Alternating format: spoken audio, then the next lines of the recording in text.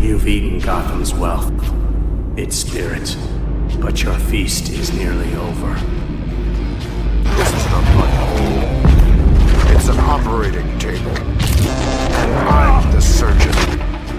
Why aren't you laughing? From this moment on, none of you are safe.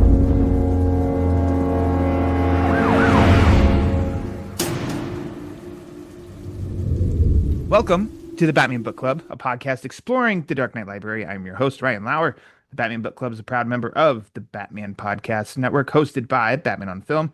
Go to batmanonfilm.com, click on podcasts, and you'll find the Batman Podcast Network that has a whole list of other bat-related shows that also like to dive into other nerdy subjects that all of us, especially Peter Vera, love to frolic about in our free time. Batman Book Club is also on Patreon. If you like what's going on with the show and you want to help support the show, keep those generators running in the Wayne Manor study, go to patreon.com/thebatmanbc. Now, thank you for listening to episode 242, Dark Knight Over Metropolis.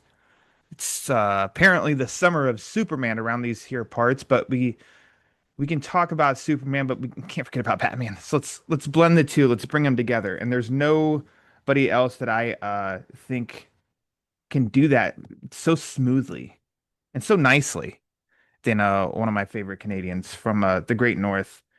It's Carlos Demen returning to the show. Carlos, thanks for coming back. And my pleasure. I love being called smooth. It doesn't happen often, but Smooth. yeah, I dig it. You like it? I dig All it. right. I'm gonna go put my black and white MJs on for my Please. running Oh, about please town do. today. Yeah. Yeah. Oh my gosh. Stroll with a little extra perk in your step. I was looking back. I do believe this is for some reason, it seems like it's more than, but I couldn't figure it out. This is your fourth time on the show. Now, correct me if I'm wrong. First time you were on, we talked to Cult. Then we did Blades.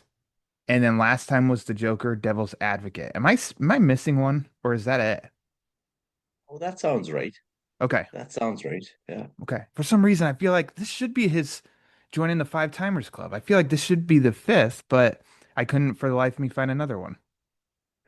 Yeah, well, we've done a few like kind of crossover-y things, I think, like during movie releases and whatnot. And I don't I don't know. know. I've talked to you more than just three times on a podcast. But I don't know. I'm gonna have to be a detective and go track him down. But anyways, we'll hurry up and get it to the fifth. We'll make that happen before we know it. But also, like, God, time is crazy to think of. Like, what was the last? It was like Devil's Advocate was 209 or something like that, and I'm like, man, that was September last year already. My That's goodness. crazy. Does not feel like it's been 8 months, 9 months since I talked to you last on here. I know we send you messages. And then let me make it public now too, to thank you for getting me sucked into the Energon universe, because that has been, I'm not completely all up to date, but I've been catching up on stuff, and that has been a lot of fun. So if anybody doesn't know what that is, Energon universe, Carlos got me sucked in to read Void Rivals, G.I. Joe, and Transformers, because they're all connected in the same universe, and those comics have been a blast. Surprising me the most is Transformers. I'm freaking loving the Transformers book. It's good. It's good. And did you see Kirkman and Dan Mora are taking Yeah. over? Instantly, I'm like, 25? man, Dan Mora is gonna draw a killer Optimus. You know? Yes, he Oh will. man, because Yeah. the guy can't he can do no wrong as it is. And I actually just kind of talked about it with Pete last episode. We were talking about Justice League Unlimited that Mora, drew, and of course the stuff looks great. And I was like, oh yeah, by the way, um,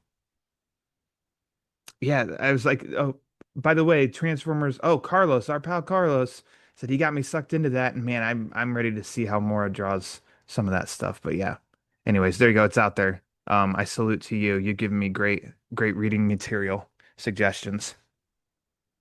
No, I'm happy you love it as much as I do. And I had the kind of same thing. I had a boss that was like, "Hey, do you like Transformers? Here, read this." And it was a totally blind read. He just like Yeah, start reading Void Rivals, and God, by the time like both Void Rivals to Transformers and then Transformers to the G.I. Joe books, they have yeah, this insane really cool hook to Hmm. both. It's subtle, but at the same time, just give me more, give me Yeah. more. Boy. And I'm not even one that's like a, massive fan. It's not like I've bled Transformers my whole life. I kind of missed that by my age. I came, I think, after right at the end of the big Transformers cartoon in the 80s and stuff, and it was all turtles. Um, and so, and I like the live action movies, the first couple and stuff. So it's not even like I was just like craving so much. And I don't even know how you and I got onto the topic just in chatting back and forth. And you were like, hey, you should give this a shot. And I'm like, okay, sure. And then no regrets. Here we are on a Batman podcast talking about Transformers. But anyways, shouting that out. Carlos, listen to him, okay, people? Ask him for recommendations. Now, Carlos, do you want to talk Batman? Yeah, and Yeah. Superman, as it were. And Fourth, Superman, yes. The summer of Superman, but don't forget about Batman. Okay, let's talk about Dark Knight over Metropolis.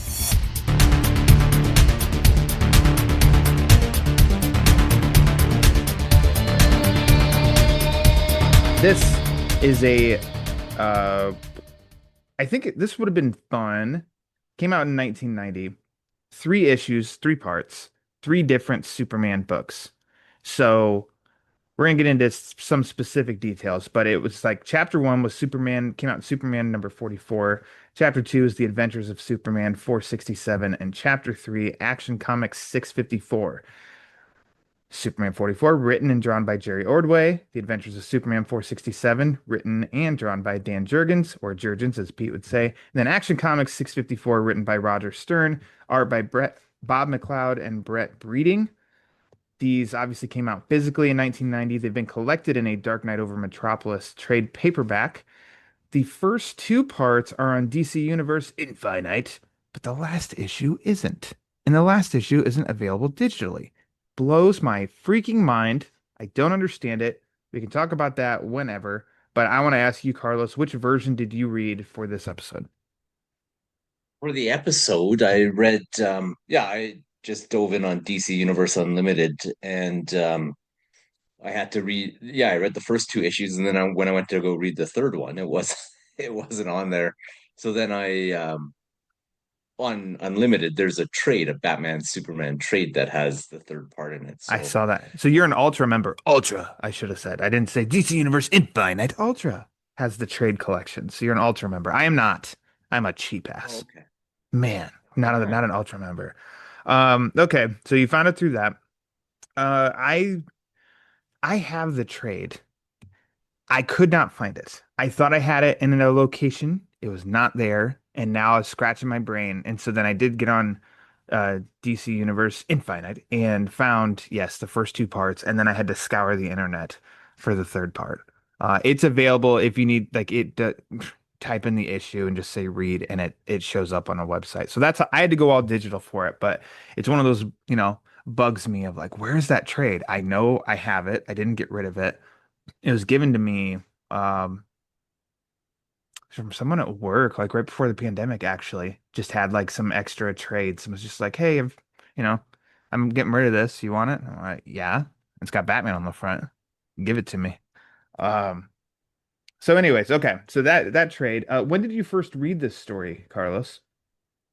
To be honest, I read it back in the day, so I was kind of doing the spinner rack thing at the Yeah? old Max convenience store by my house, and I Nice. was actively reading Superman for a few months before that, and just to my pleasant surprise, I went to go grab the newest issue of Adventures of Superman off the rack, and there was our beloved Dark Knight on the front cover. So, yeah, that made me super excited. And then we'll get into some of the things that Hmm.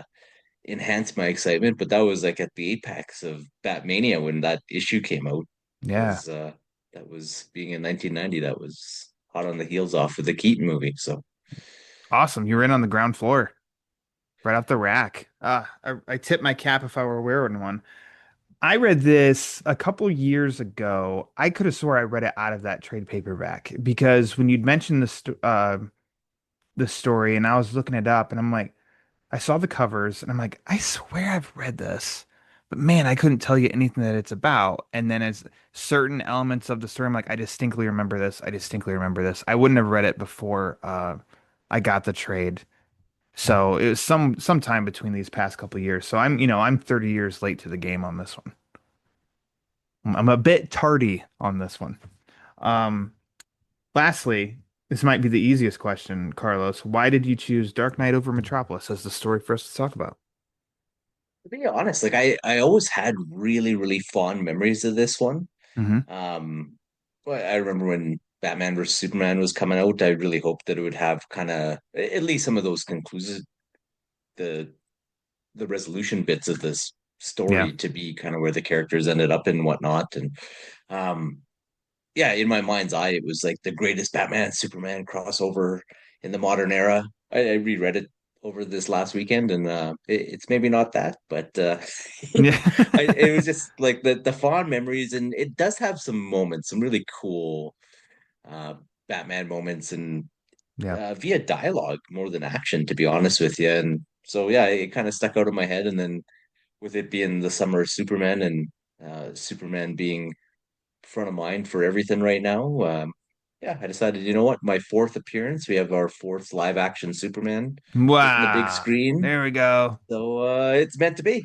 It's meant to be. Yeah. The rule on this here podcast, of course, is that if it's not a Batman book, as long as Batman is crucial to the story. And he absolutely is crucial to this story. So of course it makes sense. He's almost co-headlining. I do think obviously because the story runs through three Superman titles. Superman's the star, no doubt about it. It feels like it is a Superman story taking place in his city with his characters, but Batman is, he'd be second name on the poster. It's a totally Batman highly involved story. And yeah, I think it's when you said that, I was like, wow, it's very appropriate because, peek behind the curtain. As I say this as my cat is peeking through blinds behind me. Carlos is getting the show. Um, yeah, we were gonna, I think as I was laying stuff out and scheduling stuff out, I think this was gonna be next month, and then that you and I were gonna talk for this episode. And you mentioned this book, and I'm like, man, that makes no sense to do it a month after Superman comes out. We got to do this about the time that Superman comes out while people are on a Superman high. Hopefully they're still on a high after the movie comes out, and the movie doesn't change that. So I was glad you chose this because also it was another one of I love revisiting ones that I'm not familiar with or haven't read before, and I knew I'd read this before, but it was very very you know blurry in my mind on what all happened. So it was fun to open up and start reading this. I'll say out the gate, gosh, this is perhaps my favorite period in comics. This late 80s, early 90s, because that was my introduction to Batman comics. But also, you had Aparo, Brayfogle on the art. Um, they just had a style that to me that's like that was just very impressionable on me. And though neither one of those artists are on this story at all, it definitely feels of its time and of its era. And I mean that in like the best way possible. Of like total comfort of like, oh my God, these were my comics, from the get-go. Well, and even just with the artists and the writers that are involved, like so many of them were involved in the death and return of Superman, Yeah. which all of us who were reading comics at the time were elbows deep into, right? So it definitely played those Yeah. nostalgia strings. And I gotta admit, when I started issue one, I kind of felt bad because I was like, oh shoot, there's because this that was from the John Byrne and then into the Triangle era of Superman, where it was like a weekly book and it almost had like this TV series type of um, pacing and narrative through it, where each book has its own creative team, but they all had a shared story. And there's a Yeah. lot of things that I remembered reading the Superman books where I was like, oh, dude, I hope Ryan's not hating me reading this as there's all these Well, nuances of 90s Metropolis going on in the background. I would never, but it did. I did do a little bit of rereading of pages because it is building, reading this was like, oh, this is building on stuff that's been happening in Superman comics. So as someone who's unaware, I wasn't completely lost, but I think neutrally, I'll just say at the end, there is almost like a Batman complete explanation page of everything. And then there Yes. are a couple moments that are, pinpointed of like Superman relives it and retells us, kind of, reminding the audience. And to me, someone who it's not a reminder, this is my first take. It's okay, this is the piece of the puzzle that I can continue moving forward. So pending the reader on if they're annoyed by that or not, I mean, it's up to them, however they feel about it. But I did feel that in reading this. I didn't hate you, Carlos. Uh, of like, oh, okay, this is building upon. I don't know what all happened. I'll be curious if Carlos, he was very aware what was going on in the Superman comics at the time. So this wasn't more so of a refresher or new to you. You're like, oh yeah, I remember that. It happened in that in two issues earlier or three issues earlier or something.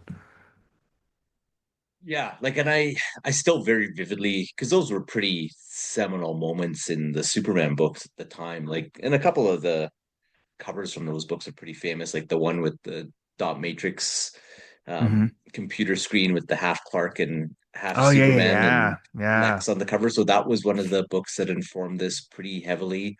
And then there was the one with Superman, or it's Clark, and his shirt's ripped open, and there's the green glow of kryptonite on him, and he's leaning against a gravestone, and that was another kind of classic Superman cover. So yeah, those two books informed it quite a bit. And then I always loved the Eradicator storyline, and that one had a few little hints woven into the beginning of this book. But yeah, like, I guess for you it was kind of neat where Batman is the new entry into the story, and he doesn't know what's going on, but yeah. he's the detective I and was has to figure Batman. it out, type of thing. I was You were Batman in Batman. this story. Oh my gosh. Thank you, Carlos. You made a dream come true. The um the opening. So you mentioned on the opening, two things on the opening right away.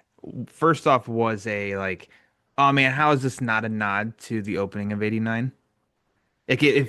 it felt extremely, oh, this is the opening of '89, which I learned from Michael Uslan was inspired by Night of the Stalker.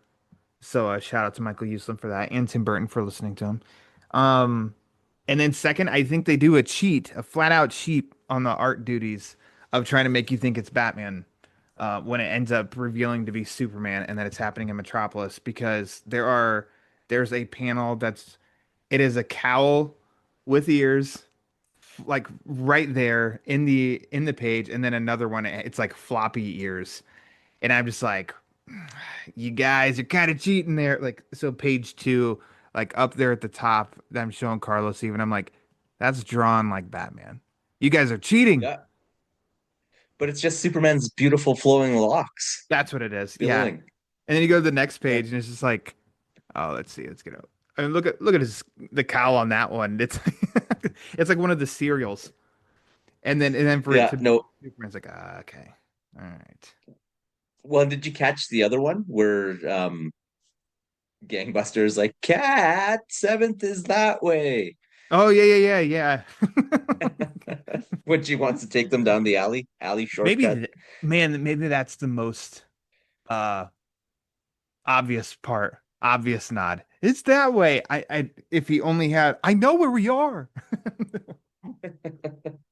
But yeah, I Uh, I appreciated it. And then like at the you could tell that 89 had made an impact on yeah, Jerry Ordway writing this book, and he probably appreciated that people picking up this book might have been doing so more so because Batman was such a white hot commodity at the time. And yeah. I don't know, it was kind of fun. Kind of Respect fun. also that they bring in old Slam Bradley in the opening story as well, one of the Yes. classics. Um, so this story overall, though, I'll say it's uh, what's the term I want to say? It's impressive because I do think that it's dense. There's a lot of pieces to this, and it's spread over three different comic titles, and it's got three different writers. And by the end, I do want to read it while it's fresh in my mind. I want to reread the whole thing again, which won't take too long. It's only three issues. It'd be about a good hour maybe. Because I do think there's just a lot of pieces and they do end up snapping together to tell a story. Um, I don't feel like I'm left hanging, and I think that when there's one story that crosses over into multiple titles, I think it gets to be a little bit of like a turnoff for me just because I feel like I don't know that the story can be as cohesive in that regard. And like you have you have different people saying like, well, this is how I would do it. This is how I would do it. And this is how I would do it of the same story. And it's like, I just don't know that it always flows so well. And so I was actually revisiting it this time too. I was pretty impressed that it did flow together pretty damn well. Yeah, no, they did a great job in that era. And maybe it kind of hamstrung them a little bit with telling those one-off Yeah. type of stories that lasted forever. But with that Triangle era and having Superman as essentially a weekly book kind of thing, it was pretty cool to see them be able to tie this through. They had a consistent version of Batman through the three books that I thought Yeah. was kind of neat. Whereas um, they also allowed for the relationship to evolve a bit, and yeah, it was to your point. I thought they did a really good job of this, despite having three distinct groups of people working on it. Yeah. So you mentioned with Batman too, difference with this one and how he's used. So Garrett was on here to talk One Night in Gotham, which was the Man of Steel I almost want to say number 4, but maybe it's number 3. I Three. can't remember. Okay, it's number 3. Thank you. With good old Magpie. And I love that issue. And that's like where they meet each other for the first time. And this feels like they're still figuring each other out. It's still very early on. They aren't best friends high-fiving. Batman's skeptical of Superman kind of still throughout the whole story, where Superman, I think, is more worried about the problem at hand. He's not necessarily totally worried about Batman, but they aren't combative and they aren't like they're allies, which I kind of liked that it wasn't another one of like Batman meets Superman and they're gonna kind of like be jerks to each other and size each other up and all that. It was one where from the get-go they are allies. And I think that Batman's inclusion in the story is very organic and how he even says in the third chapter, uh I think when he's talking about kryptonite and he's like, it was connected to a death in my city that made it my business. Like, man, I love that line. That's a good line. And it totally makes sense. Like, yeah, that makes sense of why Batman is in Metropolis. It does, like to me. Yeah. Well, and he was just so mission focused, which I loved. Hmm. Whereas he was like, I kind of don't care about all this other stuff that you're doing. I'm low key judging you for not taking care of this inner gang problem and Yeah. all these other things. And they also allowed Batman to shine, where Yeah, exactly. Batman's skill set was able to solve and explore a ton of things that were plaguing Superman that he would have never been able to get over. Yeah. Um, so I thought that was pretty cool. In that first issue, I was I wanted to pick your brain as to what you thought of those last few pages where they totally draw the Michael Keaton Batman, as far as like the cowl goes and the shape of the costume and whatnot, where Ordway kind of sneaks it in there.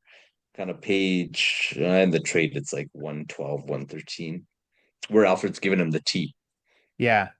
Okay.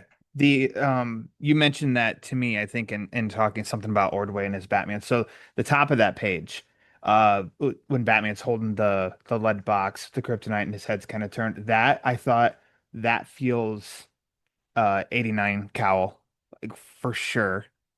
And then I think in the bottom, yeah, the bottom right corner, I felt it as well. And it wasn't because I was flat out looking for it.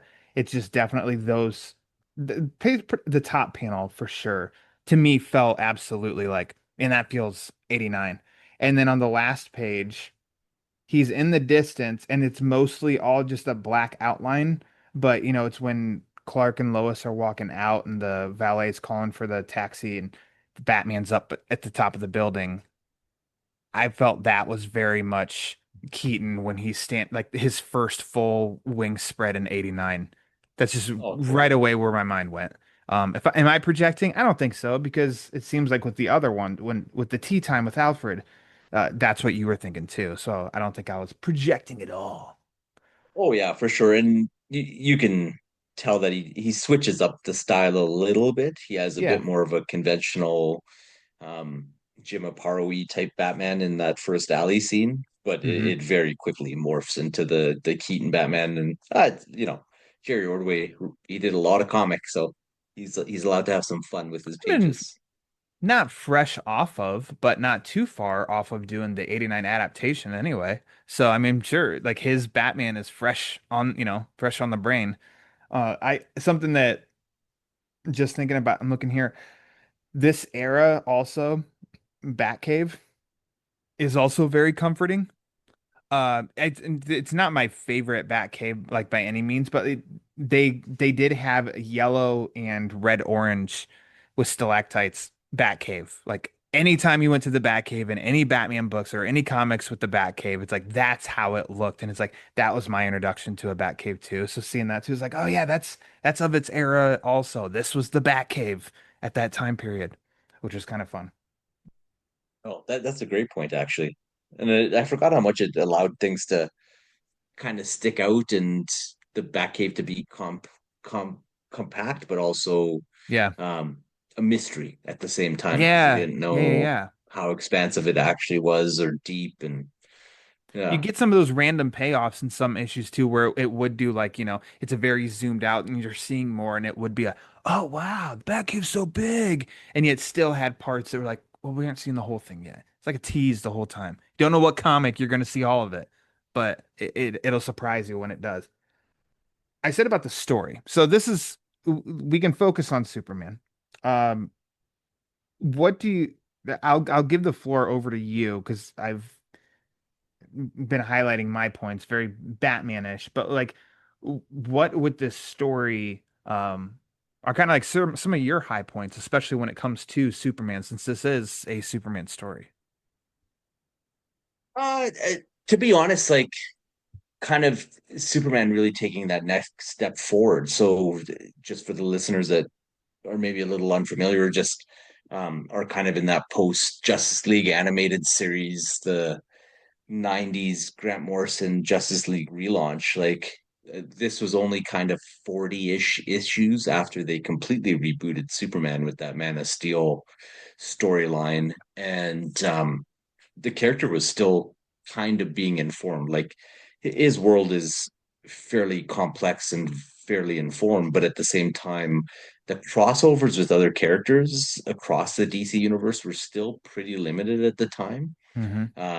So this might have been his second crossover with Batman, to be honest. And then the other thing with the two characters is Superman was kind of separate, and the Justice League wasn't near the Justice League that we know and love. It's Yeah. kind of that Justice League International, the infamous Guy Gardner, Maxwell Lord iteration of the Justice League that was happening at the time. So, um, as a Superman reader, it was always a treat to see him cross over with the Hmm. larger pantheon of the DC universe type of thing. Like most of the appearances between Man of Steel and kind of where we are here up to Death of Superman were kind of the first meetings of all these characters. It's like I'm meeting Flash for the first time and we're gonna do the big race around the world type of thing. And so Yeah.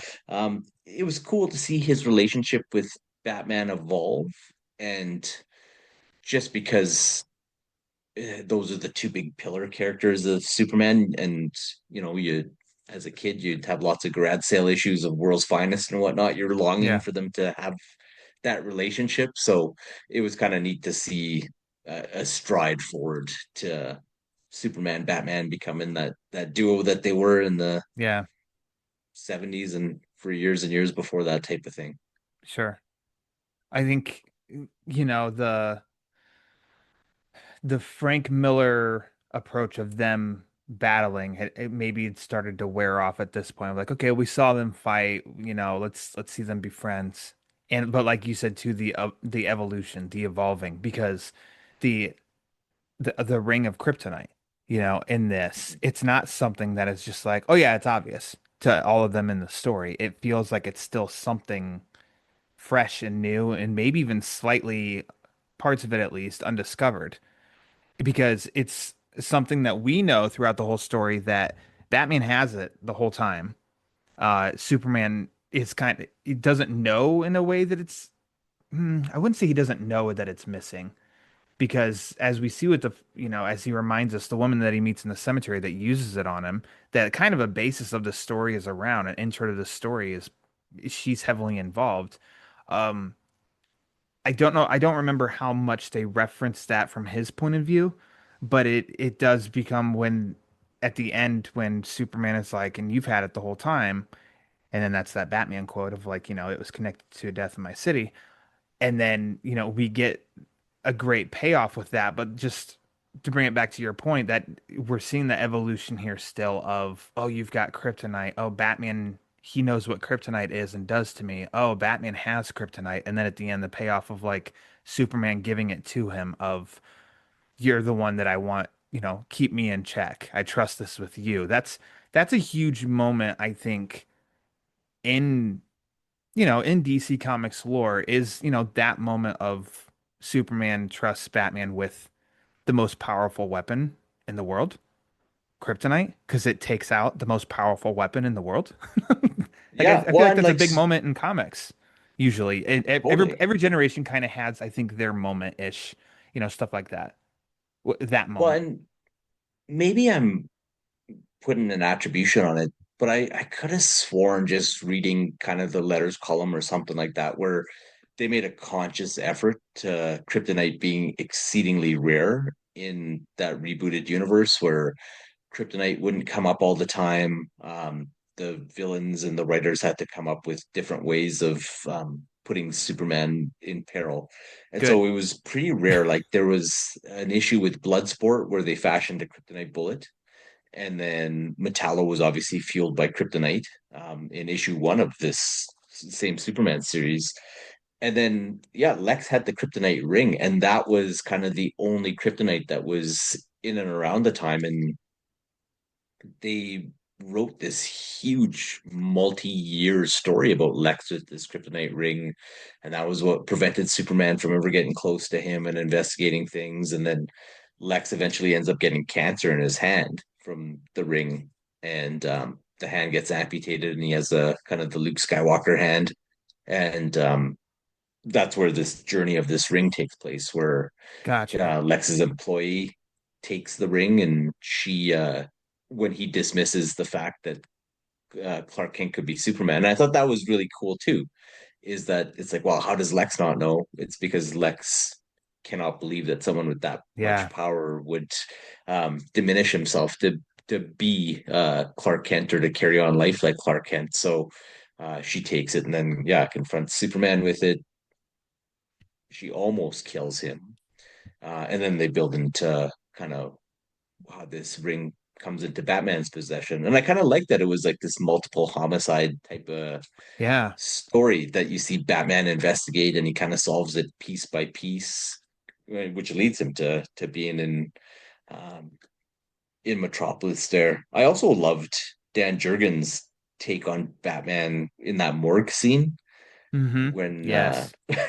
when Yeah. he's doing gathering evidence off of her body and stuff like that. And then has a little confrontation with the guard there. I thought that was brilliant, and they do the bait and switch with Gangbuster, as that's about as 90s a character as you can get. Yeah.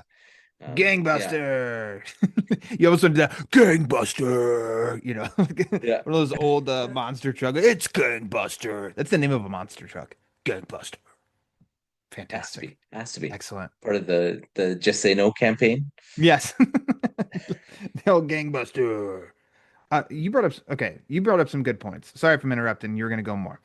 I think a strength is their avoiding crutches in this story in other ways other than just kryptonite, because otherwise that gets too boring. I'm by no means anywhere near a Superman expert. Um, but I can see, I've read I've read a nice little chunk of some Superman, and it is refreshing when it's like it's not just up, they got kryptonite again.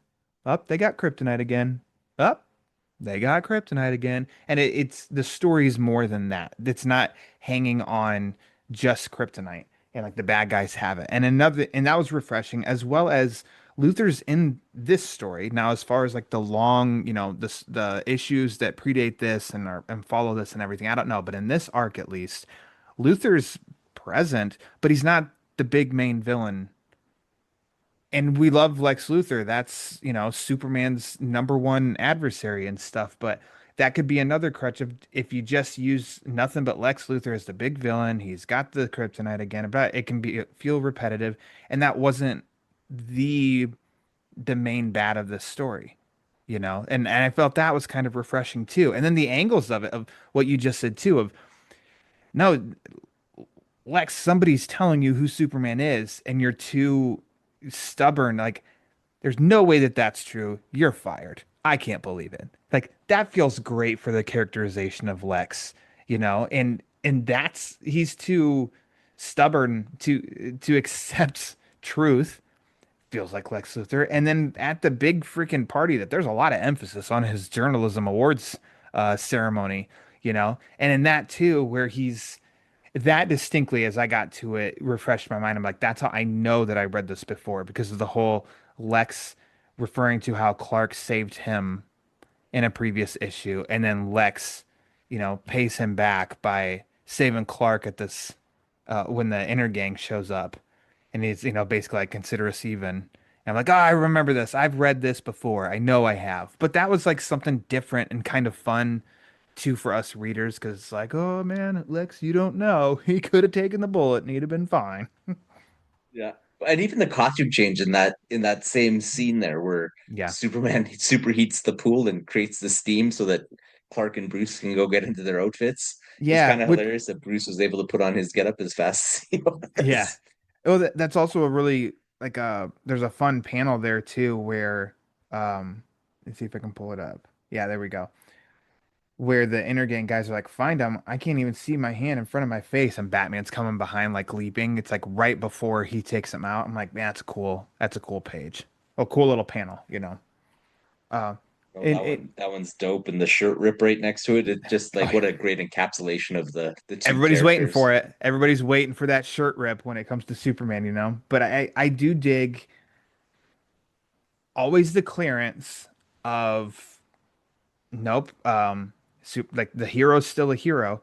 When Superman crashes through, that what is it, like the plane or the ship or whatever, and Batman even says, "I didn't know it was your style to incapacitate people," and Superman said, "It isn't. I used my X-ray vision to make sure no one was in the section I destroyed, and that the others had parachutes." It's like we covered our bases. He thought about it. So if you're having these questions of like somebody was on that and Superman just killed them, it's like, nope, cleared it up. Superman was being a hero first before his actions. Well, see, because they started shortcutting writing all the time. This is why we have arguments on Twitter about this stuff now, right? Yeah. Back in the 90s, they knew to preemptively take care of this with a couple bubbles, a couple Yeah. extra bubbles. Yeah. I mean, it was like, I don't know, that's good for I go back to the characterization, but it's good to the characterization of the two heroes where they stand. They are the heroes. They're not just killing people. They're the bad guys. They're taking them out, but they're not killing them. Um, it's good for, I don't know, good for the story. A panel well spent, of course, and it looks good. And then right after it too, it's like just the standing of the two is perfect of where these characters are in that moment. And I guess as a whole, how the characters, just how they are.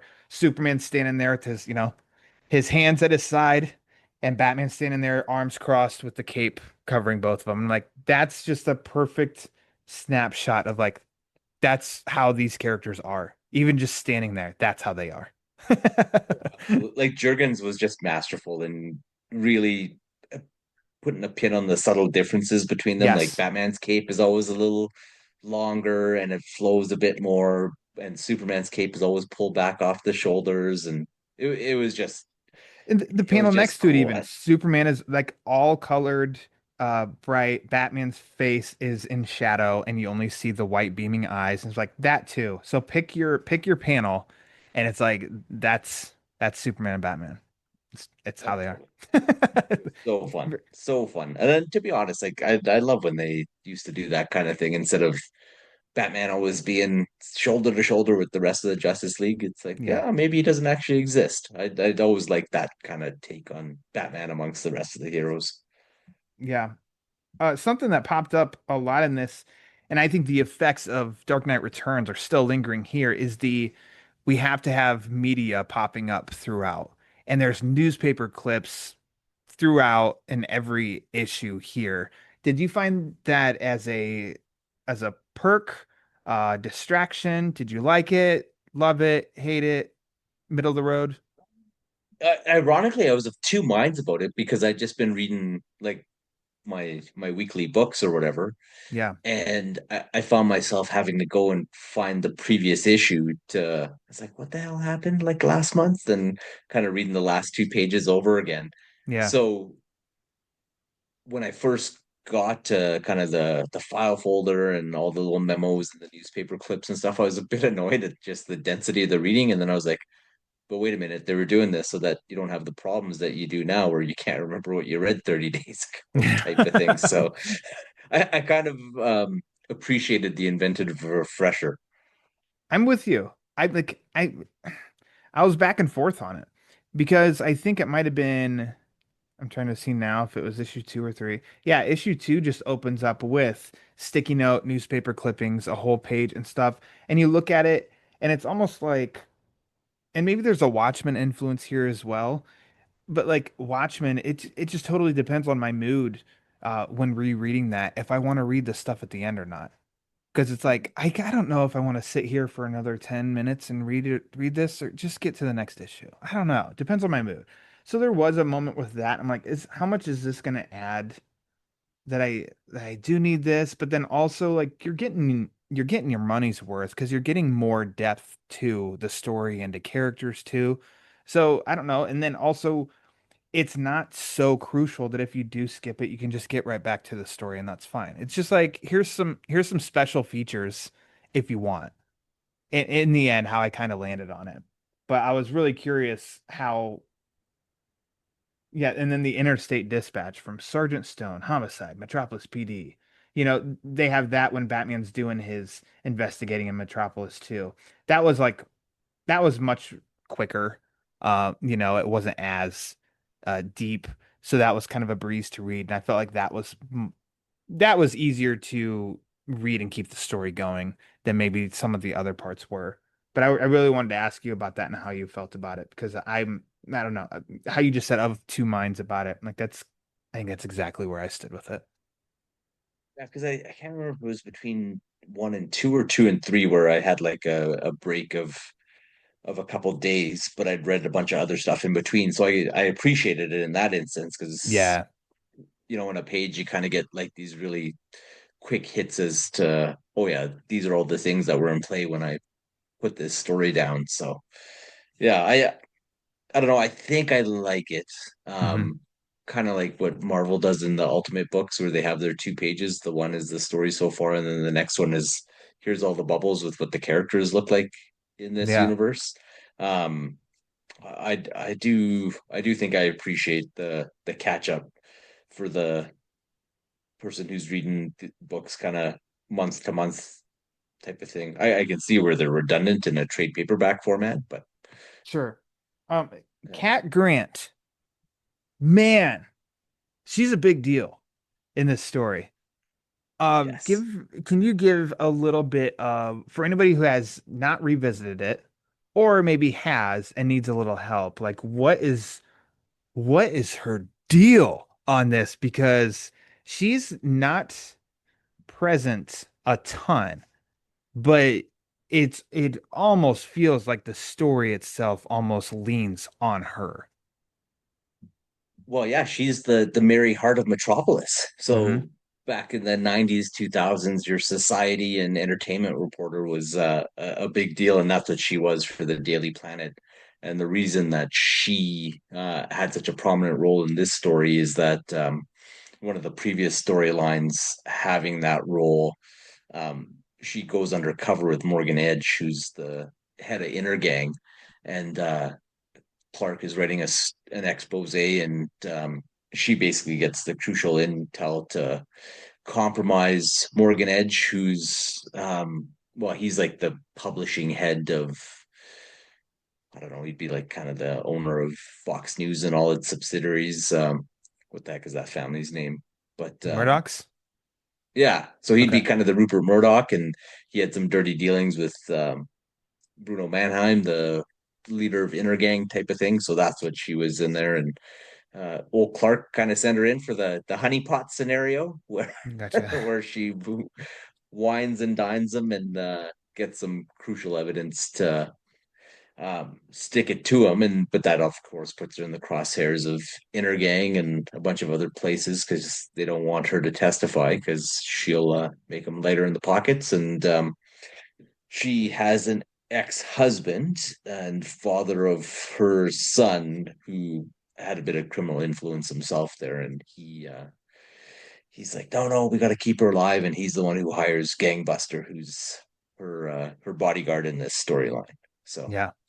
Yeah. What a name. Like that's a good guy. Gangbuster.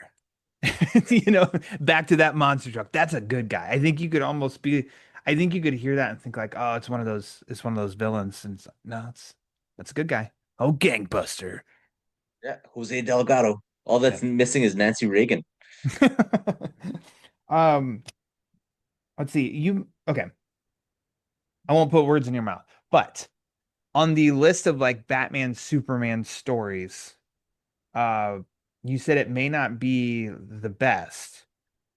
Where does this lay for you in those in those stories? I think it's got a bit of a special position just because um what it does do for the strength of the individual characters and how well they complement each other. And then with that ending kind of setting up that trope or that paradigm where uh, Bruce is the one guy that Clark trusts with keeping him in check, and having that balance against him. I think makes this story pretty special. Uh, but it's also tempered by the fact that it's just so entrenched and woven into this ongoing perpetual narrative that Yeah. ran through the Superman books at the time. So it's not one of those where it's kind of that seminal take it off the shelf. It's a very clean, mostly encapsulated type of read um, type book. So those ones, you either love them or hate them. Where Yeah. you have like the Elseworld stories where it's like, well, why can't this be in regular continuity? Well, I wouldn't have gotten the traction it did if it was in Yeah. regular continuity because you need to know all this stuff before and all this stuff after, right? So if you kind of look at all of our favorite trades and one-off stories, they're pretty contained, right? So Yeah. um this one's a bit of a neat proof of concept as to why having those stories just in your mainline book might not work in the grand scheme of things. And also comics has evolved too, right? Where Yeah. I well, it's a fact, like the vast majority of people read these things in kind of a trade type situation as opposed to the floppies week Yeah. by week, month by month. So yeah, I don't know. Like I'd say it's a fantastic follow up to that issue 3 that you and Garrett covered of Yeah. the Man of Steel story. Sure. So that was definitely like I said earlier of I could follow along the story and by the end, it was a good story. Definitely was like I'll ask for more context from Carlos and I think that'll be beneficial and then now to go back and read it again like I'll pick up on some more things will snap together better for me and then also made like have piqued some interest to like well let's visit issues before this like let's go back a little further and and to get more of the whole picture as opposed to this this arc itself which I don't necessarily think it's flawed I think it was a good story it was fun to revisit like I said, one that I was pretty blurry on and didn't remember too well, but getting more context of it definitely uh didn't, because I already had positive feelings by the time I was finished with it. But it did shed some more light on stuff, and I think I'm just repeating myself now. I like Batman. Yeah, and he is great in this story. So Yes, there we if go. you Main want to, point. Batman's pretty damn good in this story, even though it's a Superman one. yeah, I, if you want to read it, it's just a one-off Batman story where he parachutes into somebody else's city and hell yeah, does does his Batman thing. It's things. awesome for that. Yeah, it's awesome Absolutely. for that. Yeah. Before I get to asking you some more questions, is there anything else you want to touch on that we haven't covered yet? No, I don't think so. I do really love, like we were talking, kind of the that 90s art, and I Yeah, don't think it shines any better than it does in issue 3 there with the way Breeding draws Batman and Superman. It's like yeah. the That felt the 90s most, yes. I was gonna say most that felt the finest. Yeah. most Aparo to me was that third issue. Like they both of them felt it my rem my memories are like Bruce and Clark look the same. I should say Superman because just like going with the head, I'm like they look the same. They almost look colored the same. Like they're kind of the same. And though they don't look exactly the same here, they both definitely it just flat out. The third issue is the most of the era to me when I got to that, and I purely just as a kid again, just like looking at it was really cool, especially because what I read online was like somebody had scanned their comic pages, so it's definitely looks like an older comic, with the white borders aren't white, it's faded, the colors are faded, so it felt very like I could smell this old comic reading it on my iPad. Yeah, It I smelled like can an old see that. floppy. Yeah. And we have the appearance of Dr. Moon there. So old Batman villain that they dug up from the archives for this storyline. Why Just not? randomly pops up. Yeah, I thought it was kind of cool. And if Oh, you draw that this G.I. per Joe parallel. this precedes Returns, but I think the notes Batman leaves for Superman made me feel like it's the note that the monkey gives Penguin in Returns. That it's got the little bat symbol printed at the bottom and stuff in the writing. It totally made me think that. And I'm like, but this was 2 years before Returns. Maybe Tim Burton read Dark Knight over Metropolis and thought, let's get some stationery like that. Let's get some Batman stationery in the movie. Yep, absolutely. Why not? I like it. I like it. Excellent. All right, let me ask you some more questions because I haven't been doing that already. Yes, you've got a question? Carlos, what was your favorite part of Dark Knight over Metropolis? Oh, it has to be those last 2 pages with the two of them establishing what their new relationship is going to look like and establishing a trust between the two of them. Like that and the aparo-ness of that art over those 2 pages too. Yeah, Bruce is one thing, but like that Alfred is ripped straight out of yeah. the Batman comics at the time, so that will forever be one of my favorite moments between the two characters. This was a little tough for me because I like that a lot, what you just mentioned. I like Batman being the detective for those 2 pages in Metropolis. I like that a lot. And then I really like when he's at the the woman's Miss McCoy's apartment and he's basically piecing it all together for Superman because that's a complete showing the difference of the two characters and Batman's the detective and he's like here's the results of my investigation. Here's what happened. And then at the end, mentioning the kryptonite situation and what I keep coming back to of the, connected to the death of my city that made it my business. I just feel like that's so Batman to me. Of those three, uh, I think the most memorable is the one that you just said. I think my favorite, because it is very Batman, is probably him detectiving. Yeah. Well, and with that, like it really served the Superman story of it all, where it's like Superman would have never got all these key Yeah, pieces of information that inform so many of the stories that preceded this, and then so much of what came after that culminated kind of with the wedding of himself and Lois. yeah, Had Batman not done what Batman does as a detective and laid this all out for him. Yeah. So yeah, it He needs Batman. Superman, sorry, you need Batman. yeah, Let's see. exactly. What was your Nothing favorite? without Bruce.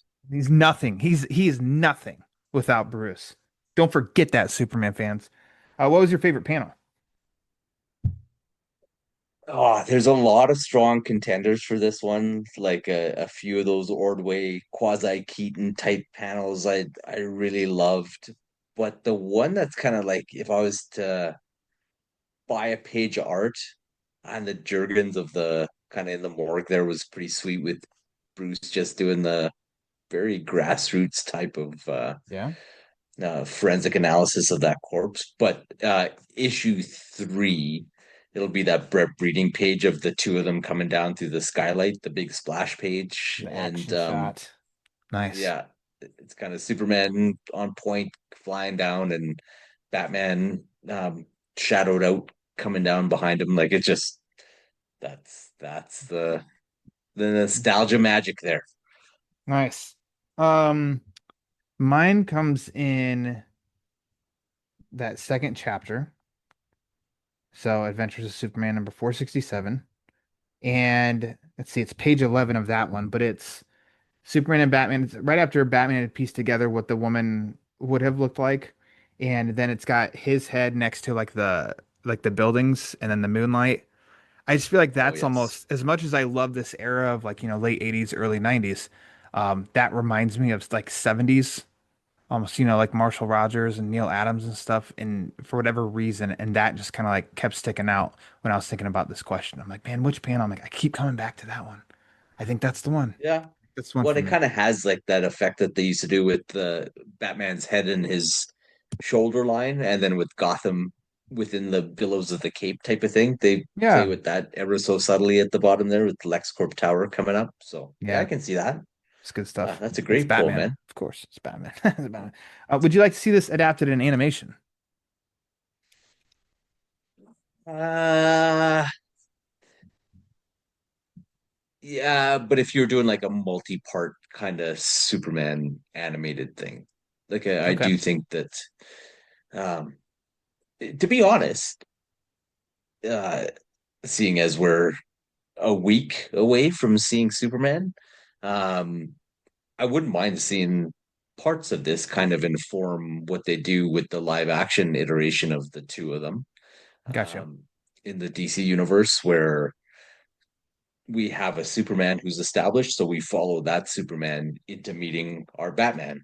Hmm. And because we know Superman and all the cool things he can do, that we get to appreciate Batman by the things he brings to the table that shore up all these um, holes in Superman's superheroing game. So I think I'd like to see it in that realm more Gotcha. than animated, where you kind of start both of them from scratch.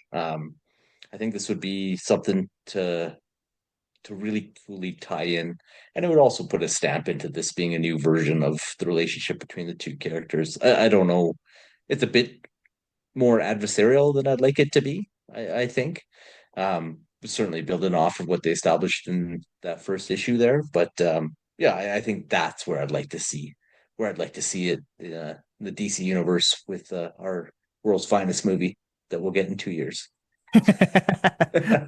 All right. Uh, I think I would. I think there's enough meat here that it like that there's a they could justify an animated movie. But it also I feel like it would be tricky. It almost would seem better if they did it in an animated series with Superman because stuff that I haven't read that is, table setting for what I did read.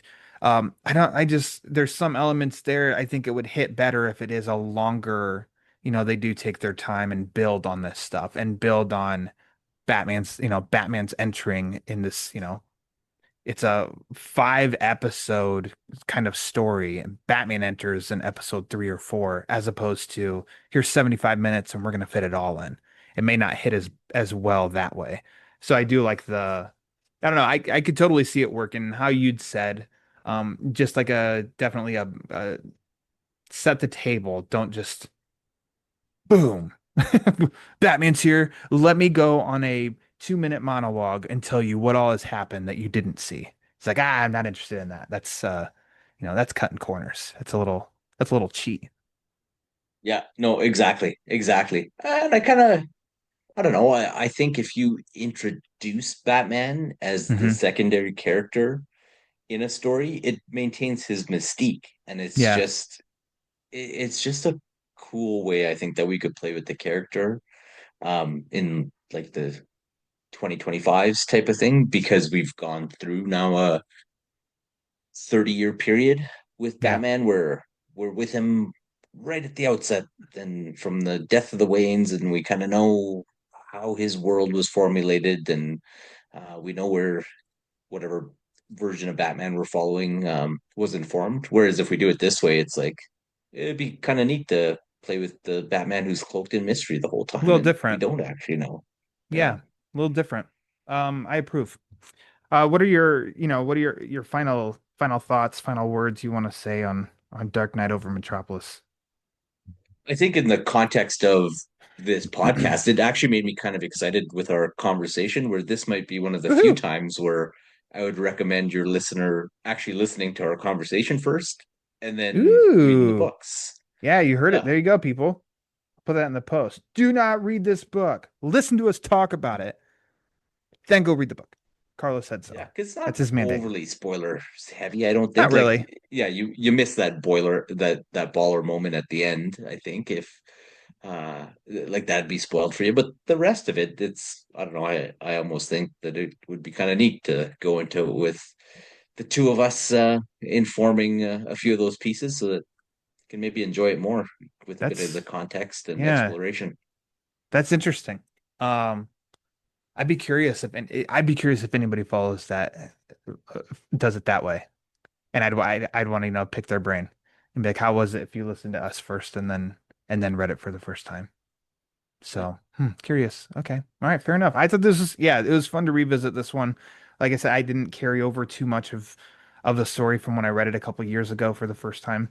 Um, I'll read it again while it's fresh. Like I said, for all the reasons I said, if I think some stuff will click better with me, and it'll be cool and it'll motivate me to visit some other stuff. And then always remember that Superman can't survive without Batman. So, uh, Carlos, thanks for setting aside an hour or plus here to talk some nerd with me. Why don't you go ahead and plug away? Man, it is always my pleasure. And yeah, we'll make that Five Timers Club official sooner Yes, than later. soon. Um, you know what? Just on Twitter is kind of the only place that I hang out a little bit at Canadian Cape Crusader, CDN Cape Crusade R. And then every couple weeks on the Vigilante 1939 podcast feed, do a box office little show with my guy Nick Zednick called Box Office Beyond. So if you're looking for me between appearances here, you can find me there. Gotcha. All right. And did you? I swear Pete said he talked with you recently for Spider-Man. Yeah, he did. Yeah. He did. Okay. What'd you guys talk I think about? he just published that one. We did the first couple episodes of season 5 of that series, I Okay. think. Nice. And we talked about hockey too, as Of course. happens. Yeah, As it happens with Pete, you and Pete. yeah, I talk about the old ice rink, huh? All right. Well, yeah, there you that's go. right. Check them out with that Batman book clubs on all of the socials at the Batman BC. And then if you want to support the show, like I said, patreon.com/Batman BC, tpublic.com, TBBC. But if you want to support the show and you don't want to spend any money at all, it's 100% A-OK. The easiest, quickest, most impactful, and helpful thing you can do for the show is rate and review the show. So however you listen to it, Apple, Spotify, Amazon, iHeartRadio, go to the rate and review page, rate and review the show, because the more reviews the show gets, the more it helps spread the word. And as you, me, Carlos, and Bruce Wayne himself know, that word is panic. So, for Carlos, I am Ryan Lauer. And until next time, read my Batman comics.